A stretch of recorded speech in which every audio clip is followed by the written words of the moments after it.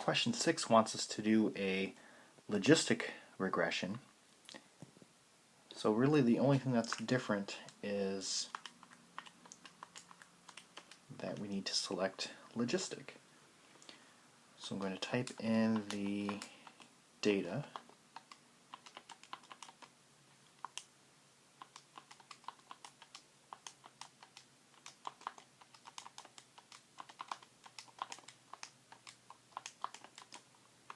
And then do stat calc, and logistic is letter B on my calculator.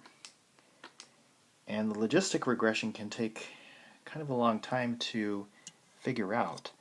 Like mine is still trying to figure it out. And it just got it. So if your calculator looks like it's frozen, give it a couple more seconds. It can take a long time to do it. At least as far as calculators and computers are concerned, it's a long time. That's really because there's a lot of stuff going on here.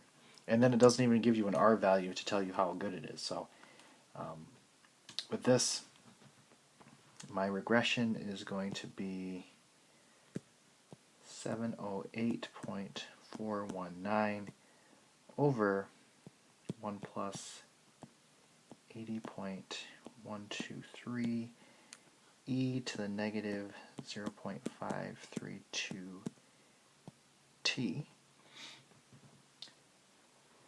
And when you put this into your calculator, make sure that you put parentheses around the denominator. So it would have to be like this.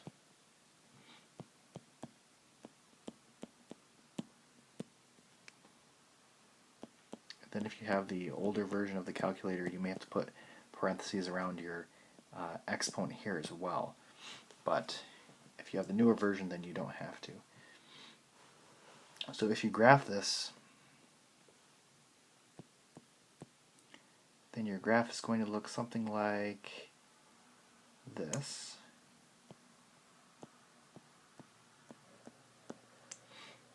And then C says, according to the model, when would the population reach 450?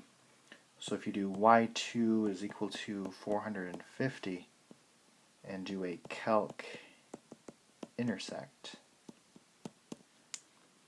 then you should get 9.28 days.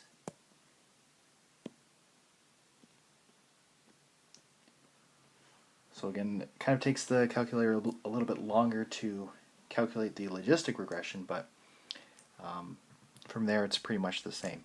Again, just remember to put parentheses around the denominator, as well as, I guess kind of another mistake is when questions ask for the logarithmic regression, a lot of times people will do the logistic because they sound the same. Logarithmic regression is the ln regression. Logistic regression is the logistic regression. So just make sure not to get those two confused.